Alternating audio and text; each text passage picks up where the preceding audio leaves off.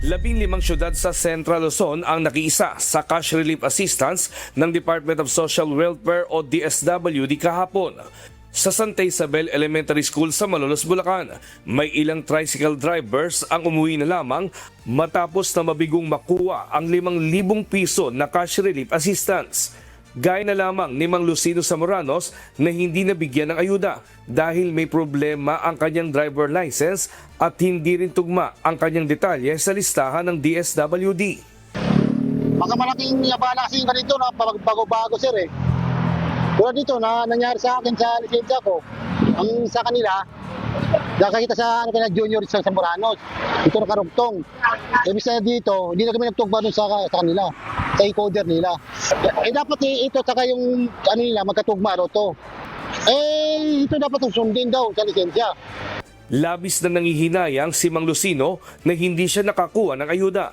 Gayong marami pa naman sana siyang plano sa cash assistance na matatanggap. Saka sakali sana papasa gasolina, pagkain, tapos yung paano ng maintenance ng motor. Kaso na-dismaya ako. Natapat tayo sa ganitong sitwasyon eh. Hindi, namasada na lang po ako. Gaya ni Mang Lucino, ganito rin ang naging problema ng ilang pang mga tricycle driver sa Bulacan na bigong makakuha ng cash relief assistance. Paliwanag naman ni DSWD Region 3 Regional Director Venus Rebuldela, hindi maaaring i-release ang ayuda kapag may mga detalye ang mga driver na hindi tumutugma sa kanilang listahan.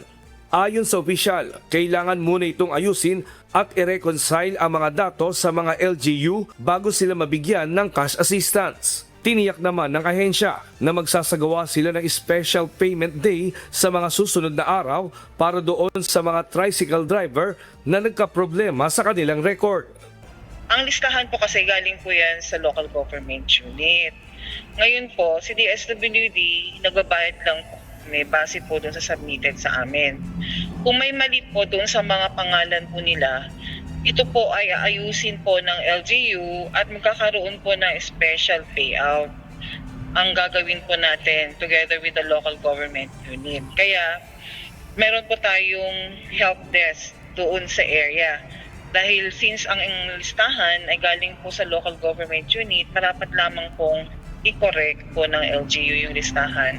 Tapos ibalik po sa amin para ma-payroll ulit po namin for special. Paalala ng DSWD na bawal kumuha ng payout ang sinamang representative ng tricycle driver. Binigyang din nito na kailangan sila ang personal na kukuha ng cash assistance, dala ang kanilang driver license at photocopy nito. Bawal po ang representative, bawal din po kung kayo po ay may reklamo dahil hindi po kayo nakalista, baka po koloro. Kaya po bawal din po ang koloro. Kaya ang aming pong bilin lagi, magipag-ugnayan po sa ating local government unit para po malaman po ninyo kung kailan po yung nakatakdang araw po ng payout po ninyo.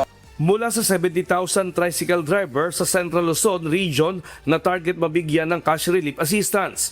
Ayon sa DSWD, aabot na sa 20,000 na mga driver ang mga nabigyan ng ayuda sa unang araw ng regional payment. Nestor Torres, humahataw sa balita ngayon.